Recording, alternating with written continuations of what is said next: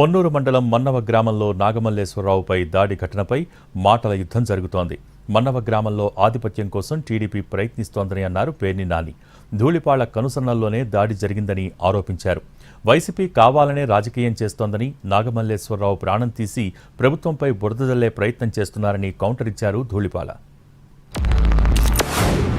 పొన్నూరు మండలంలో ఇవాళ మన్నవ గ్రామంలో జరిగినటువంటి కిరాతకం, ఈ ఘాతకానికి కారణం ఏంటి? ఆ మన్నవ గ్రామం ఎంత మీరు 164 సీట్లు గెలిచినా కూడా ఆ మన్నవ గ్రామంలో వైఎస్ఆర్ కాంగ్రెస్ పార్టీకి మెజారిటీ వచ్చిన మాట వాస్తవమా, అవునా కాదా?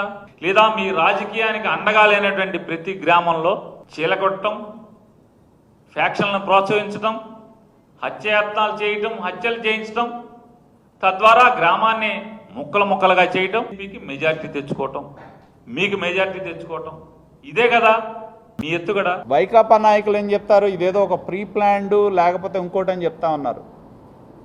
వీళ్ళ 5గురు అక్కడికి వచ్చినప్పుడు అక్కడ జరిగిన మాటలు కావచ్చు, వీటి మూలాన జరిగిన యాదృచ్ఛికమైన సంఘటన అదనేది స్పష్టంగా మీరు ఏదైతే వాళ్ళు దేశం మొత్తం తీస్తూ ఉన్న సీసీ కెమెరా ఏదైతే ఉందో దాన్ని చూసినా కనపడుతుంది. ఎందుకంటే మా వాళ్ళ చేతుల్లో ఏం లేవు.